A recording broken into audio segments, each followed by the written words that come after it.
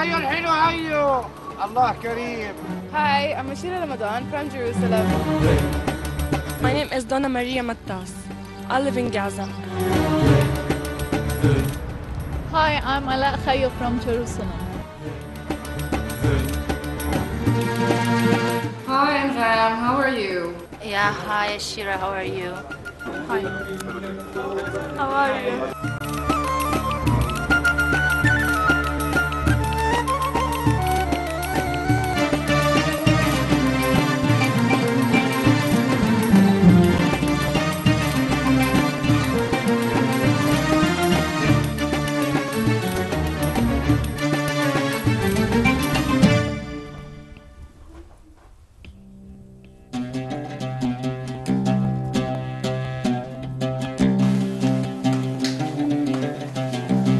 I don't actually always take my makeup with me, but because I'm going to be filming today.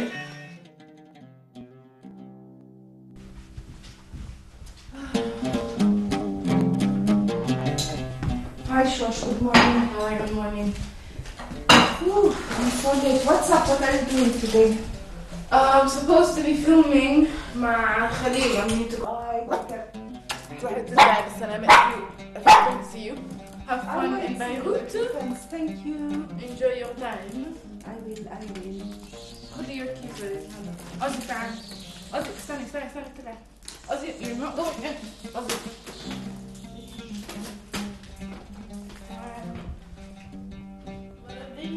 This is going with you. You're not going with me.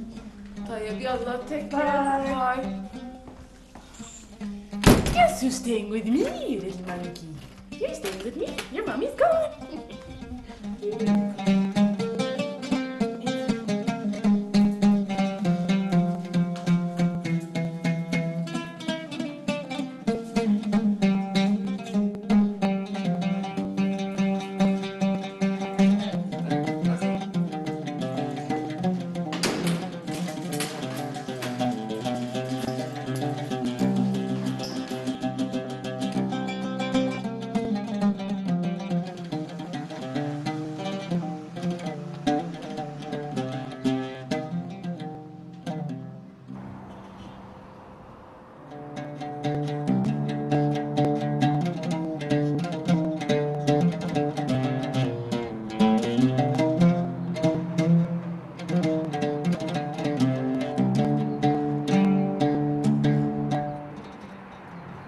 Here we are on the Mount of Olives, overlooking the old city of Jerusalem. Behind me, you can see the Dome of the Rock, the Church of Holy Sepulchre, the Al-Aqsa Mosque, and the walls of the old city. This site is considered one of the holiest sites for the three main religions, Islam, Christianity, and Judaism. And now I'm going to take you on a tour around the city, and every day I'll be showing you more and more of the social, political, and cultural mosaic that makes up this beautiful city of mine. So let's go. Now we're going down the Mount of Olives, which is Jabal al-Zatoun in Arabic. And in a bit we'll be driving right next to the old city gates and entering the new city.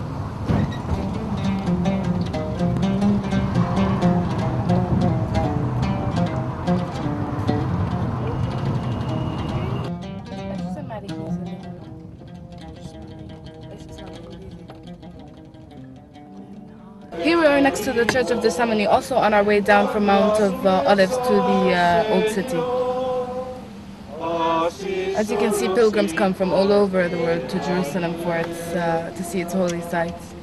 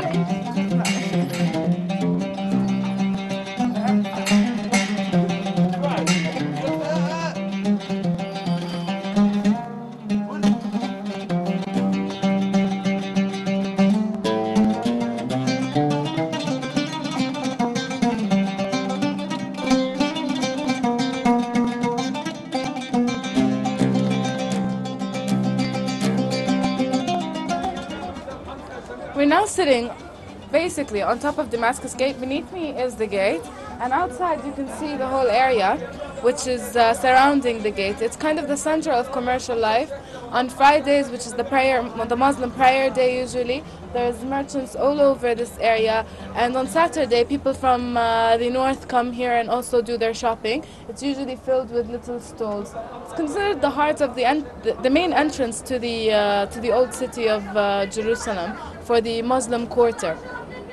And as you can see from there, it's basically the new city, all the way outside there, and there's the central bus station also is from there.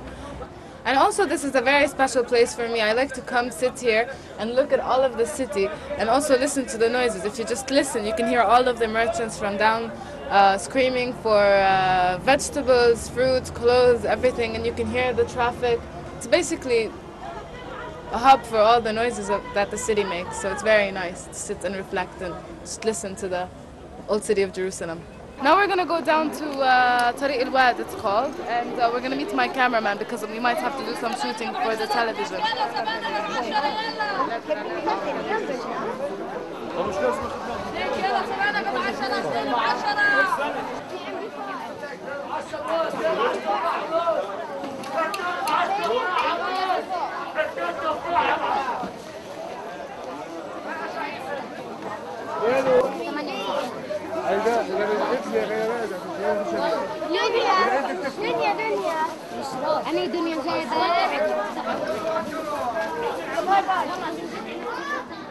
Now we've actually entered the old city of Jerusalem, inside the walls. We went down from Damascus Gate, and here this road takes you down to Via de la Rosa, and also it leads to Al-Aqsa Mosque and Dome of the Rock, and also to the Wailing Wall.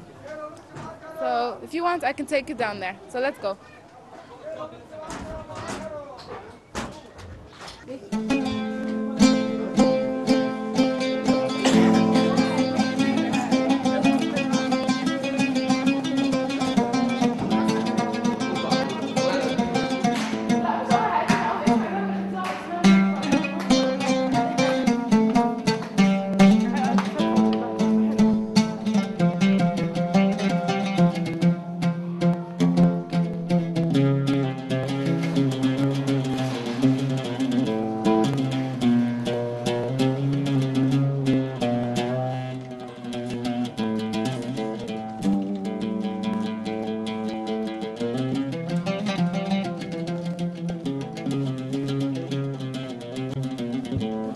Now I'm doing some filming for my TV show Huna al-Quds, which is small stories about Jerusalem, and some of it is about crafts, about institutions in the city, and also about households and families in Jerusalem. So now we're just filming with an interview with someone who makes leather bags, just like these leather bags,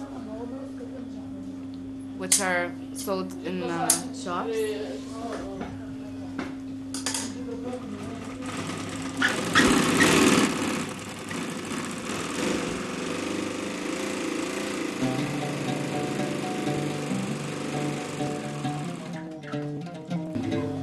هذا اللي انت بتعمله وين؟ هذا اللي بعمله، هذول طول النهار اللي فيهم. امبارح قصيتهم، اليوم بخلصهم. السياحة.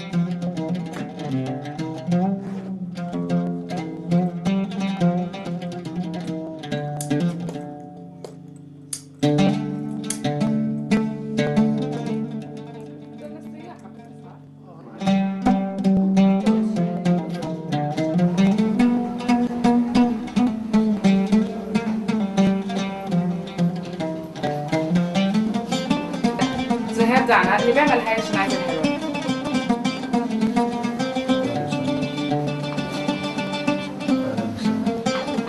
قديش صار لك تشتغل في الشنط؟ ايش بتسوي؟ طبعا بالخلط بصير جلد، بصير تصنع منه جاكيتات وحرير وجاكيتات، كل شيء بتصنع. شغل بالقدس ما فيش شغل، الشغل تعيس جدا، يعني الواحد فاتح احسن ما يروح يلعب بالقهوه شيش بيش ولا يلعب شده. يعني أنت بتقدر تشوفي من حد باب العمود، من حد ما تخشي باب العمود وشارع الواد كله والبلدة القديمة، الكل بقول لك نفس الحكي، لأنه البلد انقتلت. إحنا هون مش قادرين ندفع حق الكهرباء، حق الكهرباء مش مطلعينها. يعني أنت لما بيجيني كهرباء 600 شيكل وتجيني مية كمان ب 700 شيكل، وين كيف بدي أطعم؟ أنا عندي 8، أنا عندي 8 ولا 8 أولاد وبنات صغار. أنا طب هدول كيف بدي أعيشهم؟ أنا مش عارف كيف بدي أتمني عايش ومستمر بهالحياة، لأنه الأرنونة ذبحتنا، الكهرباء ذبحتنا، كل إشي المي. بيجيكي فواتير، هي عندي فواتير مي إذا بتحب أورجيك إياها بقديش، مبالغ طائلة. إحنا لما نموت وبناكلش وبناكل خبزة ومية، إحنا هون محلاتنا بدها تضلها مفتوحة.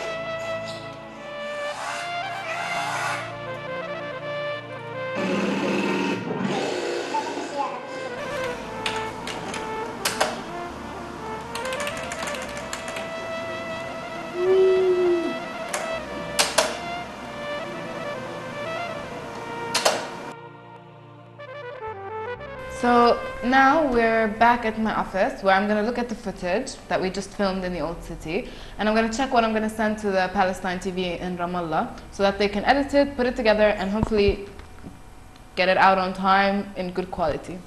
So I'm just going to work on it for a bit now and then send it down there. What I need to do is actually just select as many clips as I want so that they don't sit through and look through all the pictures. It makes it faster for them to edit.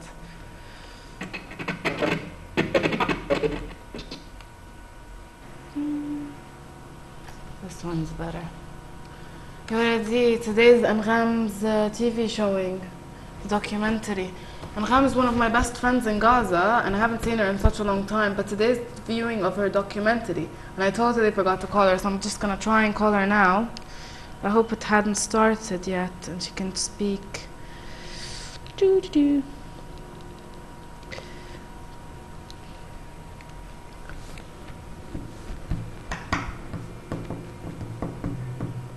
Hello?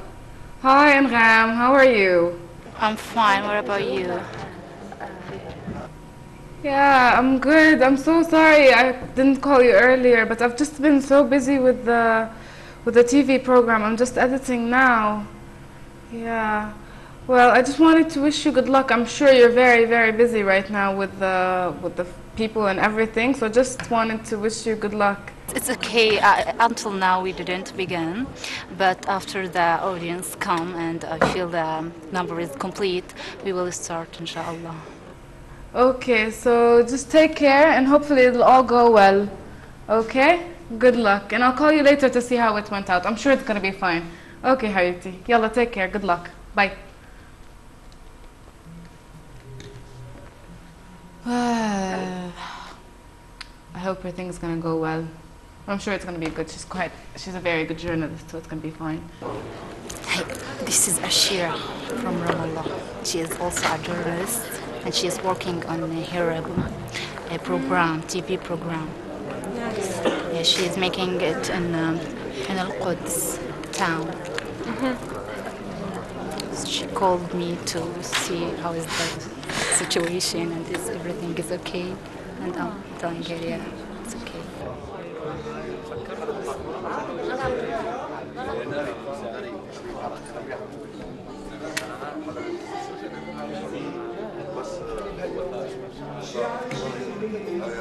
هل حابين توصلوا فيه لمكان غير يعني المجتمع الغزي؟ يعني هل سيعرض خارج فلسطين خارج غزة؟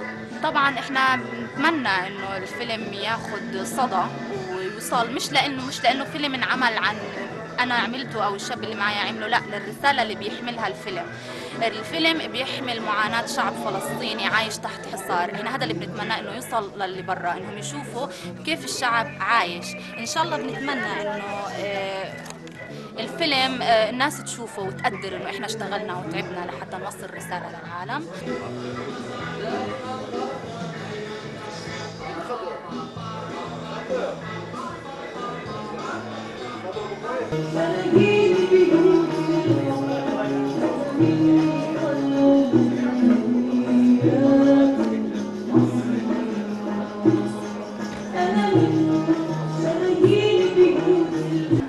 لقد كان لنا لقاءات كثيرة، ولكننا في هذه المرة جئنا باستضافة واحتضان المركز الثقافي الفرنسي الذي يمثل نموذجا راقيا وشعارا للتقدم والإبداع والمعاصرة.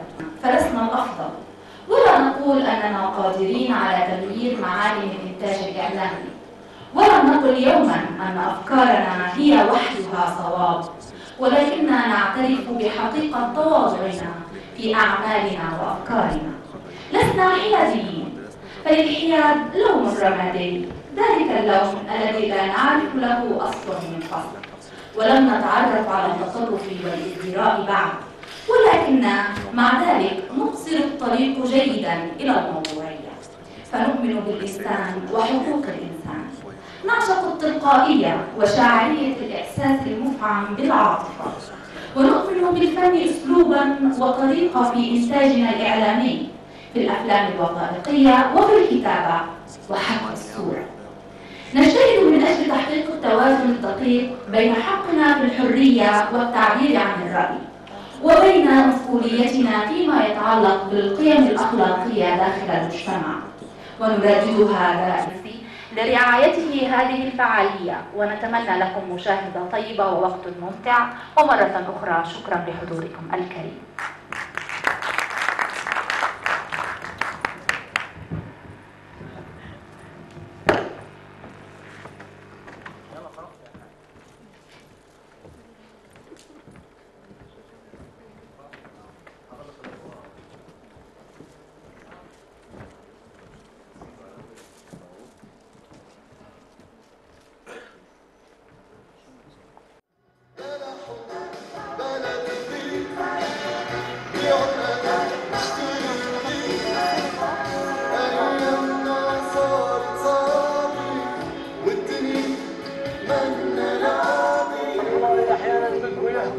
وبوجهوا الكلام لي وانا بقبل نطنشهم،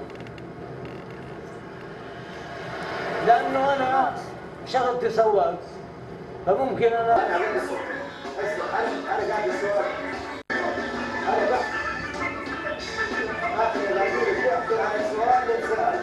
الامن والامان بالنسبه لليهود، انت مرتاح بالنسبه لليهود كيف؟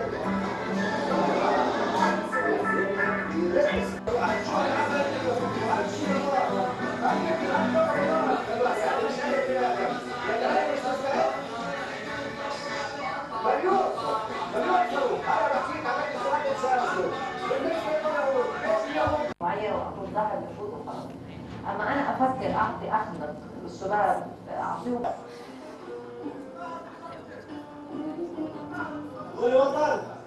تعطينا الدفعه، وين اللي اصلا صبرانه على حماس وعلى فتح وعلى الجبهه وعلى الديمقراطيه وعلى فدا وعلى كل القصائد، كلها هي اللي صبرانه وعلى الفساد الموجود، هي القلب يعني. ومهمشين ومحاربين في لقمه عيشنا، مش قادرين لا نشتغل ولا نعيش ولا نعمل ولا حاجه، بعدين ولا في وظائف ولا في بطلات، من وين نعيش؟ الله بده ينزل لنا مصاري؟ اكو نزل مصاري، زمن الموائد ولا زمن الموائد وزمن الانبياء ولا اليوم احنا عايشين بس تحت رحمه الناس الكبار، بدهم يصطلحوا نتفائل، بدهم مش يصطلحوا كل واحد بالبيت، كل واحد بصير زي الفار قاعد في جحره بس. مش أكتر من هيك.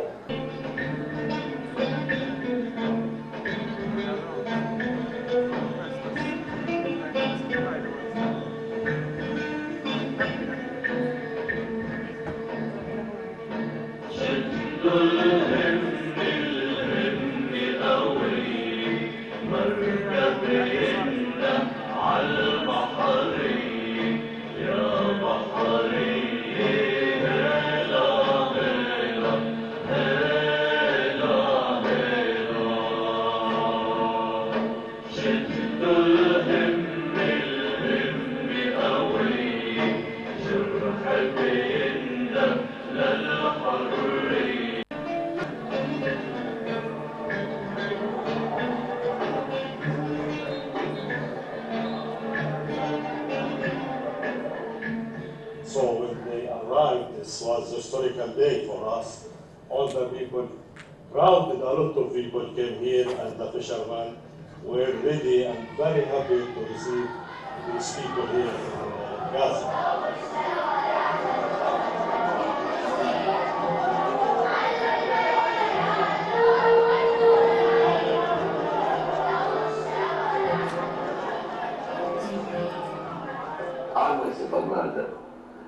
To be all the way around to visit Gaza and to come here and to be with the people and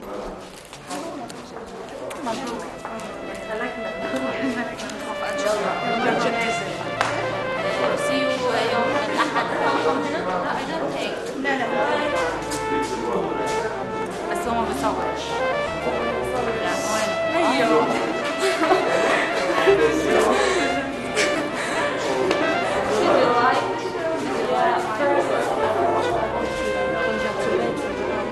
This is beautiful. This is a good idea. Yeah, did you like it? More than you think. That we choose the taxi as a location of our film. It's something new. It's a new. It's a new idea. I thought that this film is talking about our situation that we live. And this is really, really, really good idea. Did you like the situation and Everything. to be a movie making in the future? Okay, no problem. You can. Yeah, I will help you for sure. And thank you for From where you get this idea? We think together and we bring it. But it's so nice. Really, really, I like it. I hope this film will climb to the top. And looking I forward. participated in the Jazeera festival and I hope to have anything. Look forward. Thank you. Go on. I wanted to leave now. I wanted to leave. I have to pack. See, bye. خلاص يلا باي.